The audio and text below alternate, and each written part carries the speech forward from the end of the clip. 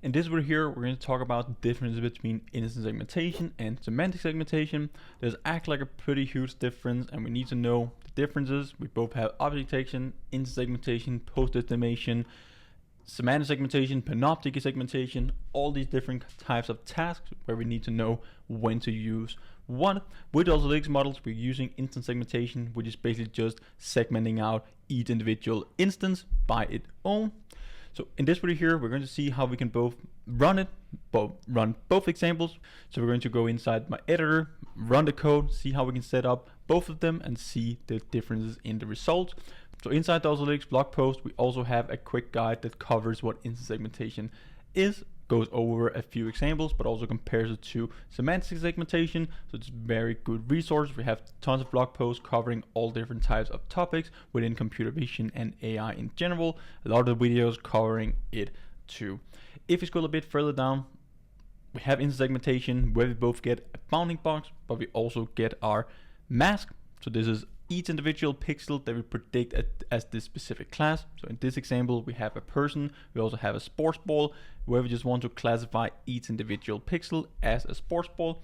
So we see here the mask is not perfect around the sports ball. We predict that some of these pixels around it is actually like a sports ball as well, where it is actually like grass. But these are still very good segmentation masks that we are getting, depending on what model that we are running and also the variant. But basically just classify, instead of just getting the bounding box, we also get an instance segmentation mask. This is very useful in a ton of different computer vision applications where we need the mask for pixel accuracy.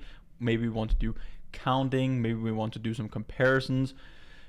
Crack detection, for example, so we can measure how long is the crack, the width and all that, which is very hard to do if we only have the bounding box.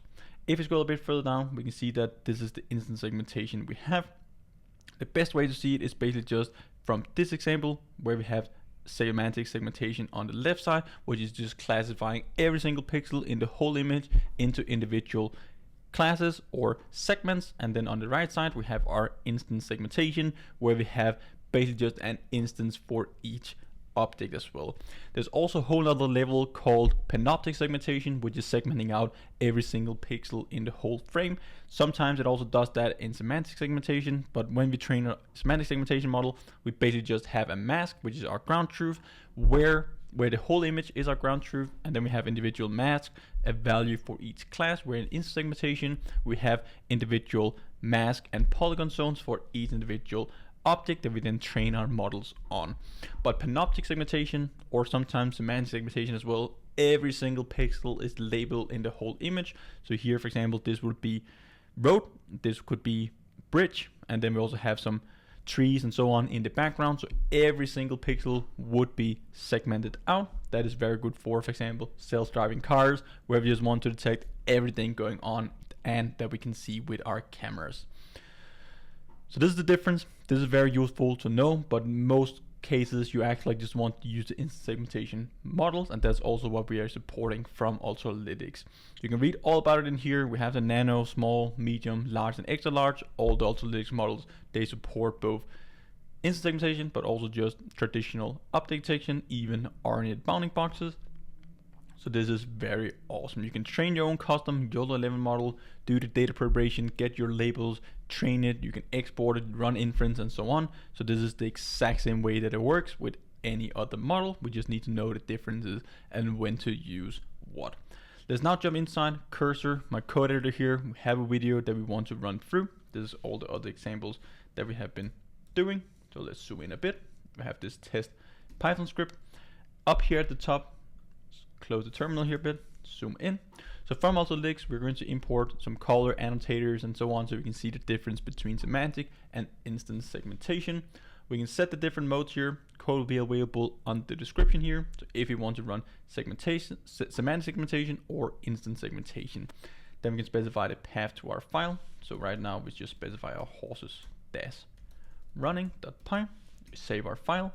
Right now we're going to use the YOLO11 nano model with segmentation. So if you want to just run object detection, we just specify it like this. Segmentation, classification, this is how easy it is to swap out the models, and they will download automatically the first time you run it.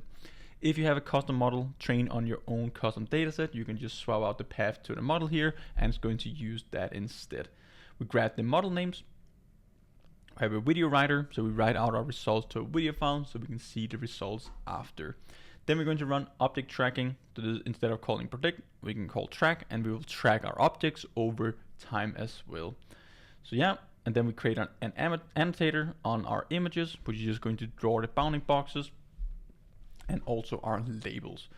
This is how we can extract all the different results from our results variable, bounding boxes, track IDs, classes. We can even have confidence scores as well, and also our instance segmentation mask. We have our mask plotting tool, bounding box plotting. So this is basically just a rectangle around it, and we show our image, write it out to a video file, and that's pretty much it.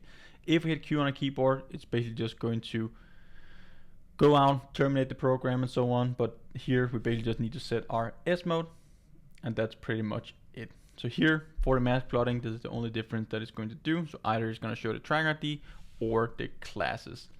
Right now, let's open up a terminal, make sure that you pip install Ultralytics, then we can just run our Python test script. .py, it should download the model automatically and also load in the file. So right now I specified horses-running.py.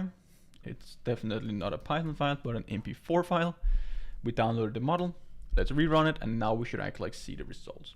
So here we have instance segmentation running. We have these track IDs. We have an instance for each of the objects that we are detecting, and not just semantic detecting everything in our image as horses. It's running pretty fast. 20 millisecond inference on my MacBook CPU. Just finish the results here, and then it will save it into a video file. So after that, we can go in and just set this to 0. It's going to run the exact same thing, and then we can compare the results.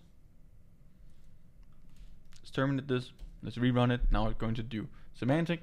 So now we just classify or segment it out as horses and not have an instance for each of them. Semantic segmentation could also be the desert here in the background, tree, panoptic segmentation, but instance segmentation is probably what you want to use in most examples, in most cases, and also what we support out of the box with Ultralytics. Object detection, instance segmentation, classification, RNA bounding boxes, and post estimation. And then 5 variants of all those models. This is pretty much everything. We can go down, take a look at a comparison video, just side by side to see the differences. So this was similar as inside the blog post. Hope you learned a ton this video here. Definitely go in, check it out, test it out on your own. It's just a few lines of code that we need to set up with Ultralytics. Then you have it up and running. Hope to see you guys in one of the upcoming videos. Until then, happy learning.